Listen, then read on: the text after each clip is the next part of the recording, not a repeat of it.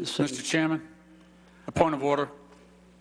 Are we going to ask the witness to take an oath and testify under oath, or has that process been waived here? Well, we've never done that. In my mind, I see no reason at this hearing to do what we have not done in several years. I object to that, sir. Thank you. All right. Yeah. I think you should all take comfort in the fact that all American banks are better capitalized. The system is far stronger today. Well, I appreciate that, Mr. Diamond. That wasn't the question I asked. We'll be solidly profitable this quarter. So relative to earnings. That's not the question, Mr. Diamond. Please don't filibuster. But let me ask you now. I'm sorry, Mr. Chairman. I asked specific questions. Mr. Diamond well knows what we're talking about. Let me ask you, did say finally that there would be some clawbacks for compensation. You've also taken some responsibility here. Will the clawbacks for compensation, is your compensation on the table for consideration of clawbacks? Yeah, so all of this whole action is being reviewed by the board. Yours specifically, specific question. My compensation is 100% up to my board. I think it's clear that we're here that many of the American taxpayers are concerned when big banks go bad, they're left holding the loss. It's one of these philosophies where we have capitalism on the way up, where you and your firm make a lot of money when you do well, and when you fail, we have socialism on the way down, and the taxpayers bear the brunt of that loss. Is it fair to say that a $2.3 trillion bank is too big to manage, too big to regulate, too big to control? It's just too complex? I mean, are you too big to fail? No, we're not too big to fail. We believe that a bank should be bankruptable, and that when a bank fails, that the clawback should be invoked on equity management. The board should be fired. The company should be slowly dismantled. And who pays the losses? In a way that doesn't cost the economy anything. Who pays the losses? Ms. Duffy, allow the witness to answer that should be charged back to the other big banks to survive. That's what I believe. If JPMorgan fails, who picks up the tab? Is gambling investing? No.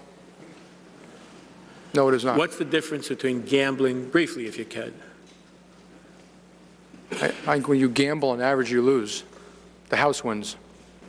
Now a lot of what we're doing with this hedging, and you could call it protecting your investment or whatever, but it's basically gambling. You're just betting that you might have been wrong. It doesn't help anything succeed anymore, doesn't encourage anything anymore. It creates the possibility that people are saying, do these guys really know what they're doing if they're now betting against their initial bet? And then if you go and hedge against your hedge, which means you're betting against your bet against your first bet, it seems to me that you're throwing darts at a dartboard and putting a lot of money at risk just in case you were wrong the first time. I don't see how that creates one job in America. I don't see how it helps the American economy. Mr. Lynch wanted to swear you in.